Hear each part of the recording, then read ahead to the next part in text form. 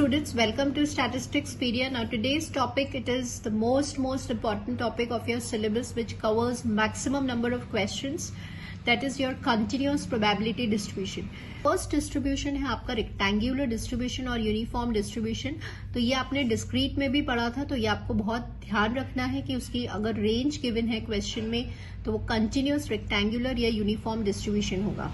इसको रिप्रेजेंट करते हैं हम यू ए कॉमा बी से. What is the density function 1/b minus A. ध्यान रखना है A should be less than B. अब इसकी कुछ इंपॉर्टेंट प्रॉपर्टीज आपको याद होनी चाहिए और इस पे फ्रीक्वेंटली आपसे क्वेश्चंस पूछे जाते हैं बहुत सारे कॉम्पिटिटिव एग्जाम्स में. जैसे मीन क्या होता है a+b/2 है. वेरिएंस क्या होता है b माइनस ए का होल स्क्वायर बाय 12 है. इसका मीन डेविएशन क्या होता है about mean b minus A divide by 4 है. ठीक है. और इसके जितने भी ऑड ऑर्डर मोमेंट्स हैं they all are zero. You should also know कि इसमें स्क्यूनेस जो है वो जीरो होता है. ठीक है. इसका MXT आपको याद होना चाहिए, जिसका MXT आपका ये होता है. अगर t को आप आयोटा t से रिप्लेस कर देंगे तो ये जो है वो आपका कैरेक्टरिस्टिक फंक्शन हो जाएगा. तो ये कुछ इंपॉर्टेंट प्रॉपर्टीज हैं आपके यूनिफॉर्म डिस्ट्रीब्यूशन की. नेक्स्ट इंपॉर्टेंट डिस्ट्रीब्यूशन जो है that is your exponential distribution. सबसे पहले आपको पता होना चाहिए इसको हम रिप्रेजेंट कैसे करते हैं. That is x follows exponential with the parameter theta. Theta जो है स्टूडेंट्स वो यूनी पैरामीट्रिक है, क्योंकि यहाँ पे सिर्फ एक पैरामीटर है, तो this is a uni parametric distribution. इसकी रेंज क्या होती है फ्रॉम 0 to infinity. एंड सबसे इंपॉर्टेंट इसका मीन आपको याद होना चाहिए. बहुत सारे क्वेश्चंस और एज अ फॉर्मूला आता है जैसे 1/थीटा. इसका वेरिएंस क्या होता है 1/थीटा स्क्वायर होता है. इसका CDF या डिस्ट्रीब्यूशन क्या फंक्शन होता है 1 minus e to the power minus theta x. ये आपको बहुत जरूरी है याद रखना. यहाँ पे लैम्डा की अलग अलग वैल्यूज पे जो रिलेशंस होल्ड करते हैं कि जैसे लैम्डा 1 है तो mean is equals to variance हो जाएगा, ग्रेटर है तो मीन इज ग्रेटर देन 1 हो जाएगा. तो ये कुछ रिलेशंस इसमें होल्ड करते हैं. ये एक पॉजिटिवली स्क्यूड डिस्ट्रीब्यूशन है एंड इट इज लेप्टोकर्टिक. ठीक है. नाउ बहुत सारे स्टूडेंट्स ऐसे हैं जिन्हें नहीं पता है कि एक्सपोनेंशियल डिस्ट्रीब्यूशन का मीडियन क्या होता है. दैट इज 1/थीटा होता है. तो बिल्कुल आप इसको नोट करें because this is a most important property. अच्छा, डिस्क्रीट डिस्ट्रीब्यूशन में मेमोरी लेस प्रॉपर्टी कौन फॉलो कर रहा था ज्योमेट्रिक डिस्ट्रीब्यूशन. तो एक्सपोनेंशियल डिस्ट्रीब्यूशन एक ऐसा है कॉन्टिन्यूअस डिस्ट्रीब्यूशन है जो मेमोरी लेस प्रॉपर्टी को फॉलो करता है. तो कई बार ऐसा क्वेश्चन आ जाता है कि ऐसा कौन सा कॉन्टिन्यूअस डिस्ट्रीब्यूशन है जो लैक ऑफ मेमोरी प्रॉपर्टी को फॉलो कर रहा है. That is your exponential distribution. ये कंटिन्यूअस केस में होता है. Next we talk about the normal distribution. Normal distribution आपको पता है कि it is a symmetrical distribution. तो इसका जो डेंसिटी फंक्शन होता है वो आपका होता है ये 1/√2π to the power -12 x minus mu upon sigma का whole square. Multiple type of different questions जो हैं इस पे फ्रेम हो सकते हैं. किस पर? डेंसिटी फंक्शन पे.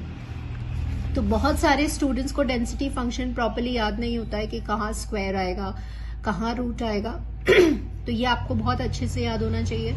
सेकेंडली कई बार पूछ लेते हैं कि नॉर्मल डिस्ट्रीब्यूशन बाई पैरामेट्रिक है या यूनी पैरामेट्रिक. तो इसके दो पैरामीटर्स होते हैं दैट इज मीन और वेरिएंस, म्यू और सिग्मा स्क्वायर. तो ये भी आपको पता होना चाहिए. अगर हम बात करते हैं स्टैंडर्ड नॉर्मल वेरिएट की तो that is represented by z. आपको पता है standard normal variate z follows and with mean 0 and variance 1 होता है. और अगर इसके डेंसिटी फंक्शन की बात करें तो इसका डेंसिटी फंक्शन ये होता है. ना z होता क्या है x minus mu upon sigma होता है. ठीक है.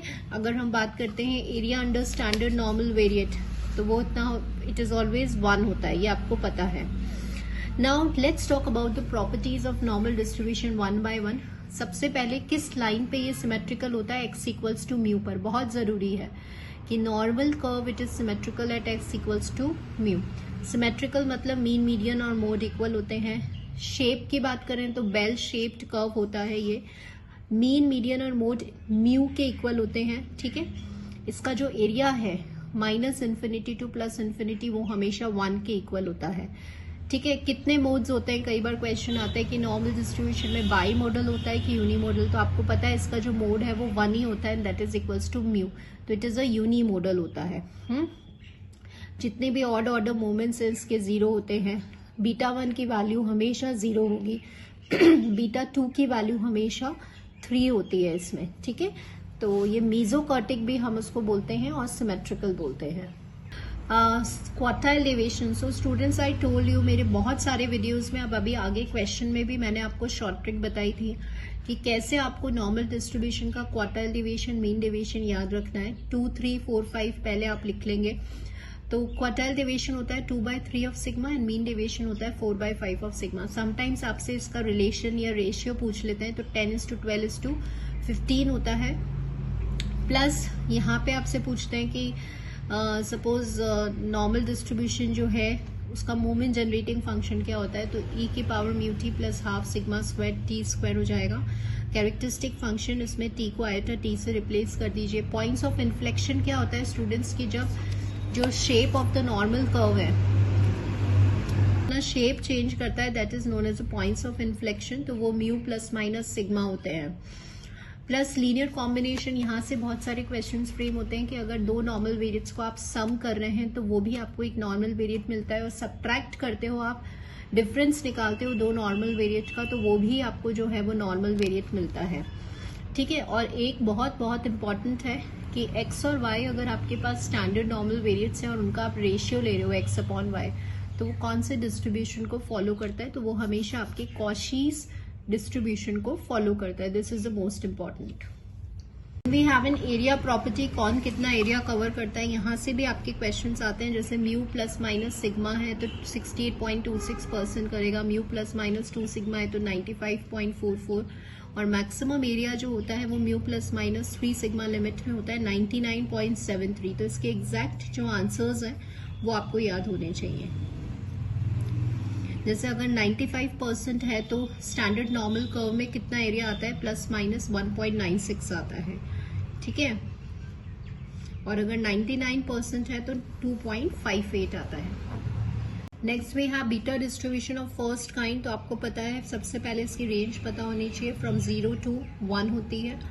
क्या ये बाई पैरामीट्रिक है या यूनी पैरामीट्रिक, तो ये आपका बाई पैरामीट्रिक है। इसके दो पैरामीटर्स होते हैं m, इसका जो डेंसिटी फंक्शन है वो ये होता है।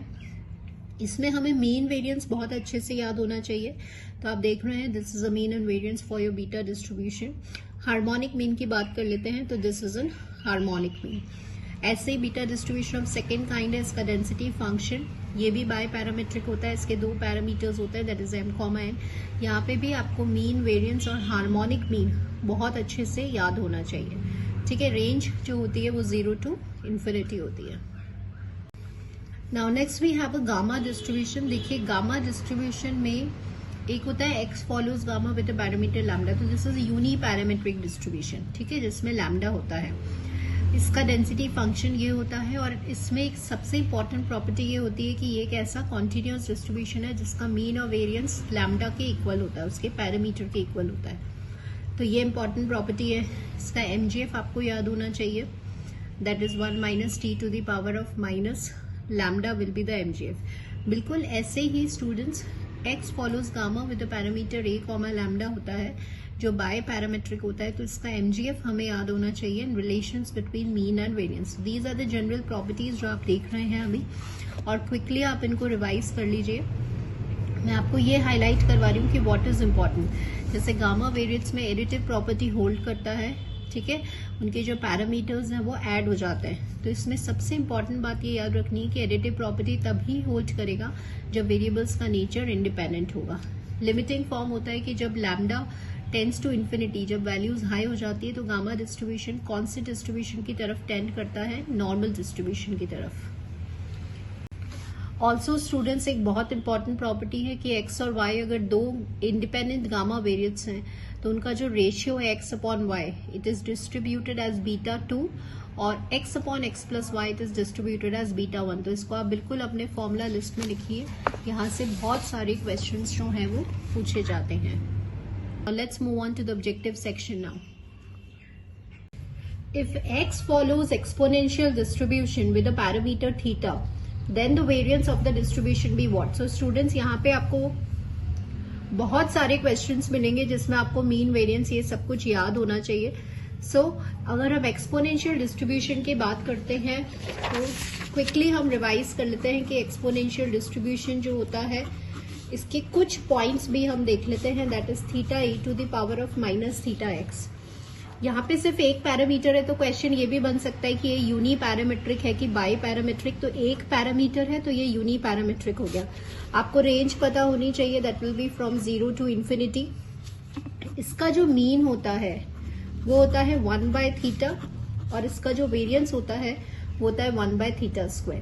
ठीक है, तो ये कुछ पॉइंट्स जैसे जब भी आप क्वेश्चन सॉल्व करें ना तो उसके साथ जो एडिशनल पॉइंट्स है उनको भी रिवाइज करिए, तो ये आपके बार बार रिवाइज होंगे तो आपको इजीली याद हो जाएंगे। तो फॉर्मूले वाले क्वेश्चंस में कभी भी अपने मार्क्स लूज नहीं करने हैं। सो ये डायरेक्ट क्वेश्चन है, तो यहाँ पे जो वेरिएंस होगा दैट विल बी 1/थीटा²। If x it is uniformly distributed with a mean 1 and variance 4/3, then what is the value for this? Now ये कैलकुलेटिव क्वेश्चन है, तो सबसे पहले हम थोड़ा सा रिवाइज करेंगे about uniform distribution. Mean variance question में गिवन है तो इसकी प्रोबेबिलिटी कैसे निकालेंगे। सो स्टूडेंट्स बहुत ध्यान से समझिएगा, बिकॉज बहुत सारे जो कॉम्पिटिटिव एग्जाम्स है उसका ये रिपीटेड क्वेश्चन है, तो इसको हम पहले समझते हैं। देखिए, यूनिफॉर्म डिस्ट्रीब्यूशन या रेक्टेंगुलर डिस्ट्रीब्यूशन भी बोलते हैं इसको, क्योंकि ये कॉन्टिन्यूअस है। तो अगर आपको एफ बनाना है तो 1/b-a और रेंज इसका ये हो जाएगा। ठीक है, अब आपको याद होना चाहिए कि जब आप यूनिफॉर्म डिस्ट्रीब्यूशन की बात करते हैं तो इसका मीन जो होता है वो तो होता है a+b/2 और इसका वेरिएंस जो होता है वो होता है b-a/² ये इसका वेरिएंस होता है। सो मीन जो है वो आपको क्वेश्चन में 1 गिवन है, तो यहाँ पे आप सिंपली जब 1 सब्सटीट्यूट करेंगे तो a+b/2 आ रहा है आपका रिलेशन, और वेरिएंस आपको जो है क्वेश्चन में 4/3 गिवन है, इंटू 12 कर लेते हैं एंड दैट इज b-a² आ रहा है। तो उसके लिए ये तभी आप सॉल्व कर पाएंगे जब आपको ये याद होगा। तो यहां से जो b-a² है ये आपके पास आ जाता है 16 आ जाता है। So it will take 2 values, b-a यहाँ पे 2 वैल्यूज लेगा, एक तो +4 लेगा और एक -4 लेगा। तो once you will solve these two, दोनों वैल्यूज से आप सॉल्व करेंगे। सो देखिए स्टूडेंट्स, यहाँ मैंने जो है आपके लिए I have solve this expression कि वंस आप b-a की वैल्यू +4 लेंगे और एक बार b-a की वैल्यू आपने -4 लिया। So once you will solve this ना, तो a की वैल्यू एक बार -1 आ रही है और एक बार +1 आ रही है। सो स्टूडेंट्स, अगर हम यहाँ पे a की वैल्यू -1 सब्सटीट्यूट कर रहे हैं तो b कैसा हो रहा है 3 हो गया, और a को कैसा होना है, हमेशा a को कैसा होना है < b होना है। ठीक है, ये सारे कॉन्सेप्ट्स हैं जो आप समझिएगा।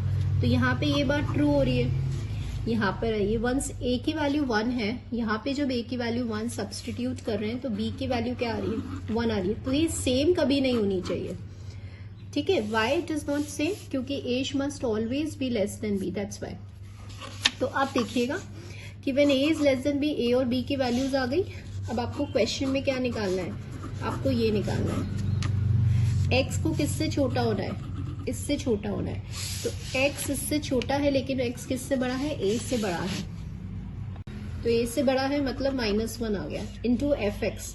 तो fx की वैल्यू क्या होती है b-a, तो b क्या है आपका 3, और इसको बहुत ध्यान से करना है। बहुत सारे स्टूडेंट्स यहाँ मिस्टेक करेंगे, तो ये मिस्टेक नहीं करनी है। This is 1/4 upper limit minus lower limit,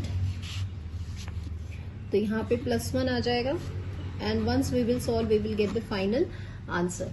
so answer for this question will be 1/4। यहाँ पे आपको मिस्टेक नहीं करनी है, upper limit minus lower limit भी -1 है, इसलिए यहाँ पे प्लस आ गया। Answer will be 1/4 for this question and this is a very good question.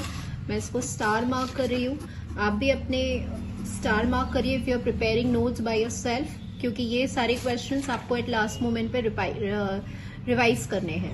Next question देखिए, if x1 it is normally distributed with a mean and variance 10 and 16 respectively, x2 भी normally distributed है जिसका mean variance आपको given है। Variables का nature independent है और आपसे इसका मीन एंड वेरिएंस पूछा जा रहा है। सो स्टूडेंट्स, हमारे पास लीनियर कॉम्बिनेशन ऑफ नॉर्मल वेरिएट्स की प्रॉपर्टी होती है, तो वहां से हम इसको उस प्रॉपर्टी को अप्लाई करेंगे and then we will find this formula. So these are the given expressions. ध्यान रखिएगा, वेरिएबल्स का नेचर इंडिपेंडेंट होना चाहिए, वो क्वेश्चन में गिवन है। यहाँ पे हम सीधा एक्सपेक्टेशन की प्रॉपर्टीज लगाएंगे in order to save our time. तो एक्सपेक्टेशन ऑफ x1 आप लिख दीजिए माइनस एक्सपेक्टेशन ऑफ x2 यहाँ पर आ गया, तो ये आ गया आपका -5/2। नेक्स्ट देखिए वेरिएंस। अब यहाँ पे आपको वेरिएंस की प्रॉपर्टी पता है, इट इज 1/4।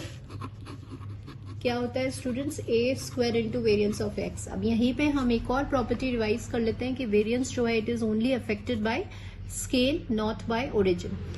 यहाँ पे देन दिस इज लाइक ये हो गया। अब सीधे हम वैल्यू डालेंगे, वेरियंस है 16 and this is we have 25 and we have 16, so this will be 41/4 हो गया। तो -5/2 and 41/4 will be the answer। तो ये आपका हो गया -5/2 and 41/4। To make you confuse यहाँ पे 21/2 भी है। This is a standard normal variate, probability आपको एरिया की गिवन है।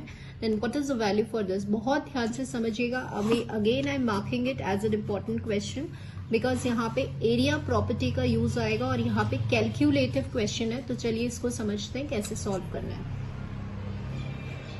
देखिए नाउ यहाँ पे क्वेश्चन में गिवन था स्टैंडर्ड नॉर्मल वेरिएट। तो पहले आप समझ लीजिए कि जब नॉर्मल कर्व होता है तो आपको पता है इसका मीन म्यू होता है, range will be from -infinity to +infinity. अगर वहीं पे हम स्टैंडर्ड नॉर्मल वेरिएट की बात करते हैं तो मीन जो होता है वो 0 होता है। और यहाँ पे क्वेश्चन में गिवन है कि ये वाला जो एरिया है वो आपको इसका प्रोबेबिलिटी a गिवन है, ठीक है, एंड यू नो कि प्रोबेबिलिटी मीन्स एरिया। अब आपको वैल्यू फाइंड आउट करना है इसका, ठीक है। अब यहाँ पे मैं कुछ प्रॉपर्टीज हम रिवाइज कर लेते हैं कि आपको पता है। देखिए जब आप इसको सॉल्व करेंगे तो हम इसको अभी ऐसे लिख रहे हैं। Now what is a property for modulus. Modulus में क्या होता है, जब आप इस मॉड्यूलस को ब्रेक करेंगे तो ये ऐसे हो जाएगा। अब यहाँ पे एक और पॉइंट आ गया, दैट इज योर -b। तो आपको यहां से यहां तक का एरिया निकालना है, ठीक है। अब समझिएगा स्टूडेंट्स कि जब हम बोलते हैं कि हमारा स्टैंडर्ड नॉर्मल या normal distribution by nature symmetrical होता है। सिमेट्रिकल मतलब कि यहां से यहां तक का एरिया और यहां से यहां तक का एरिया इक्वल होगा। This is a meaning of symmetry, ठीक है। तो वापस से सुनिएगा, सिमेट्री मतलब क्या होता है कि ये वाला एरिया और ये वाला एरिया इक्वल होगा। मतलब ये -b से हम जो 0 जा रहे हैं उसका भी प्रोबेबिलिटी क्या होगी, a हो जाएगी। ये हमारा सिमेट्री की डेफिनेशन है। तो आपको यहां से यहां तक का एरिया चाहिए, तो क्या हम -b से 0 और 0 से b जा सकते हैं? तो आपने इसको ब्रेक कर दिया। ये मैं अभी आपको सिर्फ ईच एंड एवरी स्टेप को समझाने के लिए बोल रही हूँ। एग्जाम में तो ये कर्व देखकर ही हमें आंसर बताना है, ठीक है। तो देखिएगा 1 -b से 0 जा रहे थे तो एरिया a था, और 0 से b जा रहे हो तो भी एरिया a है। तो एरिया क्या हो गया, 1 - 2a। So answer for this question will be 1 - 2, and this is a very good question.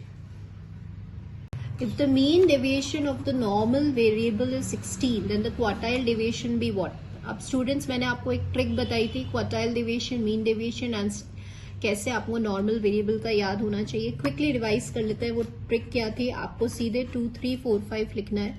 अगर 2/3 ऑफ सिग्मा है तो क्वार्टाइल डेविएशन, और अगर 4/5 ऑफ सिग्मा है, just a minute, 2/3 of sigma है तो क्वार्टाइल डेविएशन, और 4/5 ऑफ सिग्मा है तो मीन डेविएशन। तो यहाँ पे क्वेश्चन में आपसे बोल रहे हैं मीन डेविएशन, तो वो क्या होता है, 4/5 ऑफ सिग्मा होता है। तो मीन डेविएशन क्वेश्चन में 16 गिवन है, तो यहां से आपको सिग्मा की वैल्यू निकालनी है, and we will get the value as 20। आपको क्वार्टाइल डेविएशन निकालना है। टोल्ड यू 2, 3, 4, 5 सीक्वेंस में लिखिए 2/3 इंटू सिग्मा, तो ये आपको आ जाएगा क्वार्टाइल डेविएशन, दैट इज 40/3 आपके पास आ रहा है। 40/3 comes out to be 13.33 something आएगा, तो which is basically equals to 13.50। ठीक है, ये थोड़ा सा ऑप्शन यहाँ पे मुझे गलत लग रहा है because it should be 13.33, but option में ये दिया हुआ है, सो answer will be this. The mean deviation about the mean of the rectangular distribution over A and B is what? तो सीधा स्ट्रेट फॉरवर्ड क्वेश्चन है, फॉर्मूला बेस्ड। तो mean deviation about mean क्या होता है, b minus a by 4। This you have to learn, this is the mean deviation about mean. The mean of the beta distribution of the first kind be what. तो यहाँ पे देखिए m upon n minus 1। तो students ये तो beta distribution of second kind का formula होता है, mean of beta distribution of second kind. Mean of beta distribution of first kind है तो m upon m plus n will be the answer. तो यहाँ पे ऑप्शंस में कभी नहीं जाना है, सीधे आपको ये याद होना चाहिए और सीधे अपने आंसर मार्क करके move on to the next question. If x follows gamma distribution, अब ये जो है ना a कॉमा लैम्डा ये बाई पैरामेट्रिक है, ठीक है। Then the moment generating function of the bi parametric gamma distribution be what. Again this is a formula based question. तो 1 माइनस टी की पावर माइनस लैम्डा, तो ये जो है ना स्टूडेंट्स ये एमजीएफ होता है गामा का विच इज यूनी पैरामेट्रिक, ठीक है, जिसमें सिर्फ एक पैरामीटर लैम्डा होता है। अगर बाई पैरामेट्रिक है तो फिर हमारे पास 1 माइनस टी अपॉन ए की power minus lambda will be the MGF. So answer will be this. If x follows this, then for lambda equals to 1, the gamma distribution is a particular case of which distribution? Uniform, gamma, normal and exponential. तो अभी हमें ये याद नहीं है, ठीक है, तो इसको आपको याद रखना भी नहीं है। आपको सीधे गामा डिस्ट्रीब्यूशन का डेंसिटी फंक्शन लिखना है, वहां पे लैम्डा इक्वल्स टू 1 रख के हम देखेंगे कि कौन सा डिस्ट्रीब्यूशन जो है वो आता है। अभी हम क्विकली रिवाइज कर लेते हैं। अगर बाय पैरामेट्रिक है तो गामा डिस्ट्रीब्यूशन ए की पावर लैम्डा गामा लैम्डा ई की पावर माइनस एक्स की power lambda minus 1 and range होता है गामा डिस्ट्रीब्यूशन का 0 टू इंफिनिटी। ये बाय पैरामेट्रिक है। क्वेश्चन में कहा है कि इस बाय पैरामेट्रिक में लैम्डा की वैल्यू आपको क्या रखनी है, 1 रखनी है। तो जब आप 1 रखेंगे तो ये ए हो गया, दिस इज 1 ई की पावर माइनस ए एक्स, और यहाँ 1 रखेंगे तो ये, और रेंज हो जाएगा आपका ये। तो आप देख रहे हैं ये डिस्ट्रीब्यूशन किसके जैसा आ रहा है, it is nothing but it is an exponential distribution. तो इजीली अब आपको आंसर मिल गया कि जब आपके पास लैम्डा 1 होगा तो ये किसका पर्टिकुलर केस होगा, एक्सपोनेंशियल डिस्ट्रीब्यूशन का। In the normal distribution mean and variance of fourth central moment be what. So fourth central moment पहले हम लिख लेते हैं, उसके बाद हम कुछ प्रॉपर्टी रिवाइज करेंगे नॉर्मल डिस्ट्रीब्यूशन की। तो सबसे पहले तो हमें ये याद होना चाहिए कि बीटा 2 क्या होता है, म्यू 4 अपॉन म्यू 2 का स्क्वायर, दिस इज बीटा 2, ठीक है। अब यहां से आपको इसका आंसर निकालना है। अब आपको पता है कि जब आपका डिस्ट्रीब्यूशन नॉर्मल डिस्ट्रीब्यूशन है तो उसमें बीटा 2 की वैल्यू क्या होती है, 3 होती है, और ये इधर चला जाएगा तो ये हो जाएगा म्यू 2 का square that is equals to mu 4। And also you know mu 2 मतलब होता है सिग्मा स्क्वायर का whole square that is equals to mu 4। Now what is the variance, 4 given है क्वेश्चन में, तो यहाँ पे आपको 4 का स्क्वायर करना है, तो ये आपको फोर्थ सेंट्रल मोमेंट दे देगा 16 into 3, so that comes out to be 48। If x follows this, then which of the following is not possible? Question को 2 बार रीड करना है, बिल्कुल प्रॉपरली रीड करना है। देखिए, some areas are being given to us greater than 50, less than 50। तो पहले हम ये प्लॉटिंग कर लेते हैं, उसके बाद हम एक एक ऑप्शन चेक करते हैं कि कौन सा पॉसिबल नहीं है। नाउ क्वेश्चन में आपको जो मीन दिया हुआ है ना वो 50 दिया हुआ है, तो मैं यहाँ पर ये मीन बना रही हूँ, दैट इज इक्वल्स टू 50 जो आपका म्यू क्वेश्चन में गिवन है। अब हम थोड़ा सा हम रिवाइज करते हैं एरिया प्रॉपर्टी, क्योंकि ये सिमेट्रिकल है और यहाँ पे let's say we have the value 60। तो आपको पता है कि जब आप माइनस इन्फिनिटी से 50 जाएंगे तो कितना एरिया कवर होगा, 0.5, ये वाला पूरा एरिया। और जब आप यहाँ से इस पूरे एरिया में जाएंगे, मतलब 50 से इन्फिनिटी जाएंगे, तब भी कितना एरिया होगा, 0.5 होगा। तो अगर हम इसको लिखना चाहते हैं तो हम कैसे लिखेंगे कि इससे पहले लेस देन 50 कितना एरिया होगा, 0.5, और 50 से इंफिनिटी मतलब ग्रेटर देन 50 वो भी कितना एरिया होगा, 0.5। तो ये एरिया आपके पास हो जाएगा, ठीक है। अब क्वेश्चन में है तो यहाँ पे है x लेस देन 50 0.50, ये तो सही है। x ग्रेटर देन 50 ये भी आपका सही है, ठीक है। x less than 60 0.40। तो एक बात बताएं, जब लेस देन 60 है तो मतलब ये पूरा एरिया होगा, ये वाला पूरा एरिया, राइट। अब इसमें तो जब हम लेस देन 60 बोलते हैं तो यहाँ से यहाँ तक का तो एरिया होगा प्लस जो एरिया यहाँ इसके बीच में है, इसको हटाते हैं, this will make you confuse, ये वाला एरिया। तो ये वाला एरिया जो भी होगा, तो आप देख रहे हैं कि जो आपका आंसर आएगा वो 0.5 से ऊपर आना चाहिए, लेकिन यहाँ पे क्या दिया हुआ है कि 0.40, तो वो तो कभी पॉसिबल नहीं है। तो आपको वो एरिया बताना है जो पॉसिबल नहीं है। तो इसका आंसर क्या हो जाएगा, सी हो जाएगा। This is not possible, so this is a correct answer. ठीक है, मैंने यहाँ पे पहले ही मार्क कर दिया, इसलिए मैं आपको आंसर टिक नहीं कर रही हूँ, अदरवाइज आप कंफ्यूज हो जाएंगे। I have written the answer कि this is not a possible area, ये पॉसिबल नहीं है। ठीक है, फॉर द नॉर्मल डिस्ट्रीब्यूशन, तो नॉर्मल डिस्ट्रीब्यूशन एक सिमेट्रिकल डिस्ट्रीब्यूशन होता है। The first and the second quartiles are equidistant, the second and the third quartile are equidistant. तो इसमें हमें ऑप्शन देखने की जरूरत नहीं है। अगर नॉर्मल डिस्ट्रीब्यूशन है तो आपको पता है कि जो फर्स्ट और थर्ड क्वार्टाइल है, मतलब जो Q1 और Q3 है, वो मीडियन से इक्विडिस्टेंट होते हैं। So once we see the options, तो करेक्ट ऑप्शन कौन सा है आपका, this. For which continuous distribution the mean and variance are equal, तो कौन से कंटिन्यूअस डिस्ट्रीब्यूशन के लिए मीन और वेरियंस जो है वो इक्वल है। तो अब यहाँ से आपको बहुत इंपॉर्टेंट प्रॉपर्टी याद रखनी है कि अगर डिस्क्रीट डिस्ट्रीब्यूशन है जिसमें मीन और वेरियंस इक्वल है, वो तो पॉइसन हो गया, और अगर कंटिन्यूअस डिस्ट्रीब्यूशन है जिसमें मीन और वेरियंस इक्वल है, वो गामा हो गया। So answer will be this. The normal distribution is a limiting form of Poisson distribution when the parameter is what. So अब यहां से आपको बिल्कुल याद रखना है कि जब x आपके पॉइसन डिस्ट्रीब्यूशन को फॉलो कर रहा है और अगर ये पैरामीटर लार्ज हो जाता है, तो पॉइसन डिस्ट्रीब्यूशन किसकी तरफ टेंड हो जाएगा, नॉर्मल डिस्ट्रीब्यूशन की तरफ। ये इसी केस में नहीं है, ये सारे केसेस में है। आप इसमें जैसे गामा है, गामा का पैरामीटर भी लार्ज होगा तो वो किसकी तरफ टेंड करता है, नॉर्मल डिस्ट्रीब्यूशन की। तो ये एक लार्ज सैंपल प्रॉपर्टी होती है कि अगर पैरामीटर्स की वैल्यू लार्ज हो जाती है तो ऑलमोस्ट सारे डिस्ट्रीब्यूशंस इस नॉर्मल डिस्ट्रीब्यूशन की तरफ टेंड करते हैं। तो आपसे यही पूछा जा रहा है कि किस केस में पॉइसन डिस्ट्रीब्यूशन नॉर्मल की तरफ टेंड करेगा, जब उसका पैरामीटर लार्ज हो जाएगा, मतलब lambda is tending towards infinity. The range of the beta distribution of the first kind be what? तो बीटा डिस्ट्रीब्यूशन के फर्स्ट काइंड की रेंज होती है from 0 to 1. In the normal curve 95% of the observations are included in this. तो area property है, ये बिल्कुल याद रखना है कि 95% म्यू प्लस माइनस 2 सिग्मा में आता है और 99.73% जो है वो म्यू प्लस माइनस 3 सिग्मा में आता है। तो 95% will cover this range. If you want to practice more questions which are related to theoretical distributions जैसे discrete probability और continuous probability, आप बिल्कुल मेरे शॉर्ट्स जो हैं वो देखते रहिए, आपके प्रैक्टिस ही होगी। क्वेश्चंस के फॉर्म्स आपको अलग अलग टाइप के पता चलेंगे, उनका शॉर्ट कैलकुलेशन आपको पता चलेगा। तो आप मेरे इस वाले वीडियो पे विजिट करें। Several shorts are there which is based upon this topic. Maximum weightage cover करता है स्टूडेंट्स ये टॉपिक, तो इसमें आपके फॉर्मुलेज और MGFs ये सब आपको बहुत अच्छे से याद होने चाहिए। तो keep on revising and so this is all for today students. We have covered the maximum weighted chapter, theoretical distribution. Keep practicing, keep revising, and thank you students for watching this video.